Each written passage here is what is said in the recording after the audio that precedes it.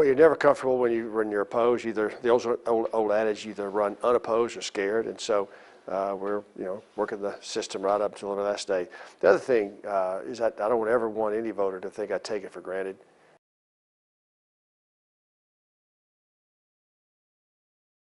Well, the biggest thing is that I've become chairman of the House Agriculture Committee. The Ag Committee has oversight over not only agriculture policy, but also the SNAP program. And in 2018, the Farm Bill expires, and so I'll be responsible for shepherding the new version of that through. We intend to have some meaningful reforms to the SNAP program, as well as the safety net piece that's for production agriculture. So developing a leadership role within the Congress, being someone that people trust, among my peers in D.C., and so the leadership role that I've been able to accomplish is one of those. Locally, the thing that I'm most proud of, it's not particularly earth-shattering from a policy standpoint, but I was able to get both post offices here in Odessa renamed after Rex Young and Freddie Mac Wilson. Both Medal of Honor recipients, both men gave their lives in Vietnam to protect others, made that ultimate sacrifice, laid the ultimate sacrifice on the altar of freedom. And so that's something I'm really proud of. The other thing I'm proud of is the team I've put in place here in the district. We have 6 district offices.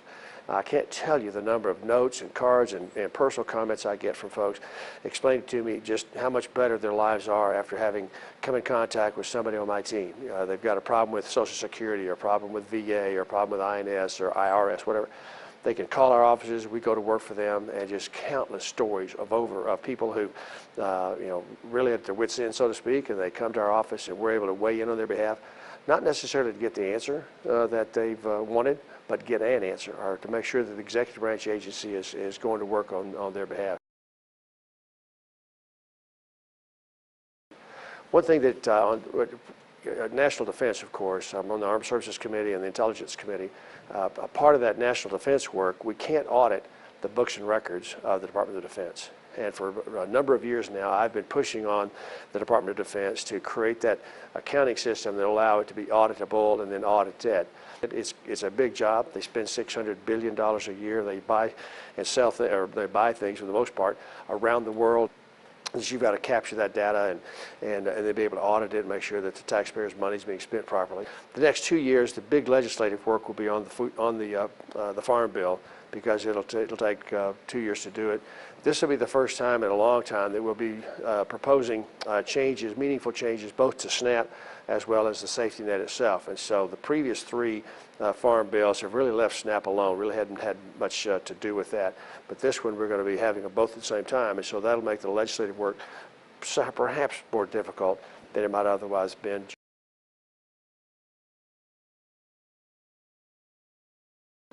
I refuse to give up. I played football for a long time, and it didn't matter what the score was. If there's time on the clock, you played it as hard as you possibly can.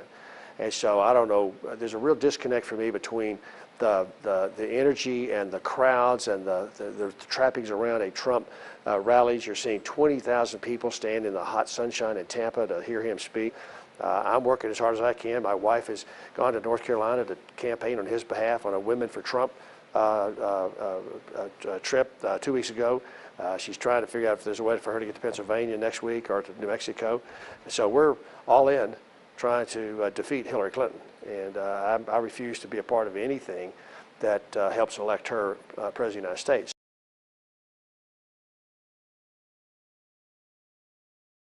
It'll just be 4 more years of President Obama, the same kind of gridlock, the same kind of not getting anything done. Well, I've opposed most everything he's done in the last 8 years, and I don't anticipate that being any different.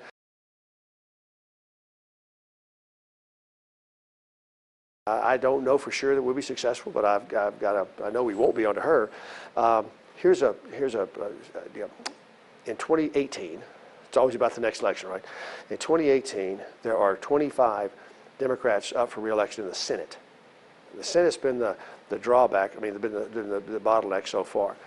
So it takes 60 votes in the Senate to get something done. I can envision Trump working with the House where we can put together center-right solutions to some big-ticket items. And there are just a long laundry list of those things that we need to have been dealing with that we haven't been able to deal with under President Obama. And so Trump can be, I think, effective in closing the deal in the Senate once we've got something done in the House. And so I think we could work with him.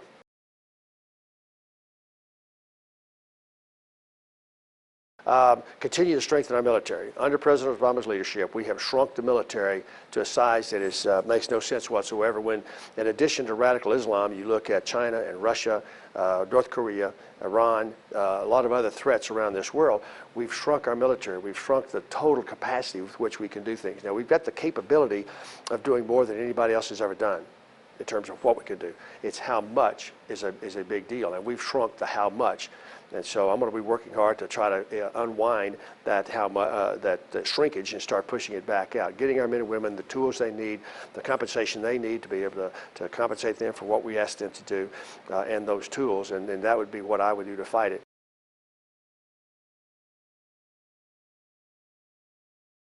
Not under Hillary. It would be kept in place. She'll make a big push to try to quote-unquote fix it. It's not fixable. The Democrats intended, I believe, all along to move the country toward a single-payer system. And Obamacare was designed to collapse the way it's collapsing and cause people to say, well, throw their hands up and say, well, it's so bad we have to now go to a single-payer. So under Hillary, that's not going to happen. Under Donald Trump, we've got a repeal bill and not a replacement, but a fix bill that we would put in place. Things like increasing competition among insurance carriers by allowing competition across state lines, allowing small groups to gather up into bigger groups so that becomes an attractive block of business for any insurance company. We still have to deal with pre-existing conditions and those things, but there is a way to move forward without Obamacare being the albatross that it is.